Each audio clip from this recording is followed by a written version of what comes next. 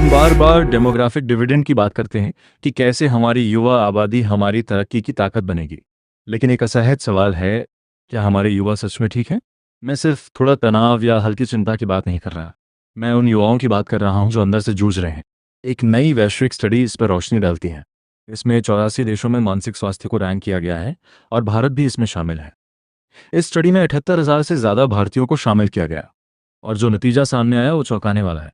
भारतीय युवा 84 देशों में 60वें स्थान पर है। हम बात कर रहे हैं 18 से 34 साल के लोग की। उनका माइंड हेल्थ कोशेंट यानी MHQ है 33। अब इसे आसान भाषा में समझते हैं। MHQ सिर्फ डिप्रेशन या एंग्जाइटी नहीं मापता, ये 47 चीज़ों को मापता है, जिसे भावनाओं पर नियंत्रण, फोकस, रिश्ते, लचीलापन, सोचने की स्पष्टता। संक्षेप में, क्या आप जिंदगी को संभाल सकते हैं? और भारतीय युवाओं का स्कोर है 33, जो कि काफ़ी कम है। लेकिन असली झटका अभी बाकी है। 55 साल से ऊपर के भारतीयों का MHQ है 96, यानी लगभग 3 गुना ज़्यादा। ये छोटा फर्क नहीं है, ये एक पूरी पीढ़ी के बीच खाई है। तो सवाल है, आखिर युवाओं के साथ क्या हो रहा है? रिसर्च साफ कहती है, ये सिर्फ महामारी या एग्जाम का तनाव नहीं है, ये एक लंबे समय से चल रहा बदलाव है। यानी युवाओं के बढ़ने का तरीका ही बदल गया है। युवा आज संघर्ष कर रहे हैं, भावनाओं को संभालने में, ध्यान लगाने में, रिश्ते बनाने में और तनाव से उबरने में। सोचिए, अगर आप फोकस नहीं कर सकते, भावनाएं संभाल नहीं सकते, तो नौकरी कैसे करेंगे, रिश्ते कैसे निभाएंगे? और सिर्फ यही नहीं, 55 प्लस उम्र के 78% लोग कहते हैं कि वे अपने परिवार के करीब हैं, लेकिन युवाओं में यह संख्या गिरकर 64% रह गई है। तो असली वजह क्या है? रिपोर्ट दो बड़ी चीज़ों की ओर इशारा करती है। एक, खाना, फूड। 44% युवा नियमित रूप से अल्ट्रा प्रोसेस्ड फूड खाते हैं, जबकि बुजुर्गों में यह सिर्फ 11% है। ये खाना सिर्फ मोटापा नहीं बढ़ाता, बल्कि दिमाग पर भी असर डालता है। इसमें केमिकल्स, प्रिजर्वेटिव्स होते हैं, जो आपके नर्वस सिस्टम को प्रभावित करते हैं। जैसा खाना वैसा दिमाग।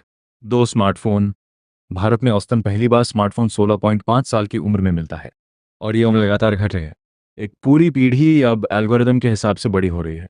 ऐसे एल्गोरिदम जो गुस्सा, लत और त्वरित खुशी डोपामाइन को बढ़ावा देते हैं। अब मान्यता वैलिडेशन भी डिजिटल हो गई है और असली जिंदगी के कौशल कमजोर हो रहे हैं। और ये सिर्फ भारत की समस्या नहीं है, दुनिया भर में युवा संघर्ष कर रहे हैं। जापान, UK, हांगकांग जैसे देश नीचे हैं, जबकि कई अफ्रीकी देश ऊपर हैं।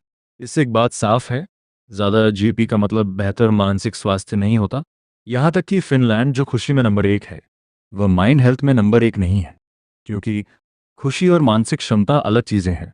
ये स्थिति खतरनाक है, क्योंकि MHQ सीधे प्रोडक्टिविटी से जुड़ा है। कम MHQ मतलब काम करने की क्षमता कम। अगर युवा फोकस नहीं कर पाएंगे, तो डेमोग्राफिक डिविडेंड डेमोग्राफिक लाइबिलिटी बन जाएगा। और एक और चिंता, रिपोर्ट के अनुसार युवाओं में सोशल सेल्फ घट रहा है, जो हिंसक अपराधों से जुड़ा है। यानी खतरा सिर्फ व्यक्तिगत नहीं, सामाजिक भी है। तो समाधान क्या है? कोई एक आसान समाधान नहीं है, लेकिन कुछ कदम ज़रूरी हैं।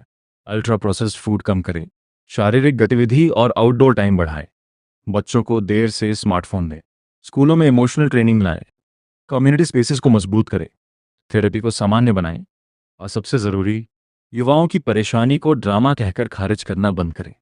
भारत $5 ट्रिलियन इकोनॉमी बनना चाहता है, लेकिन GP दिमाग से चलता है।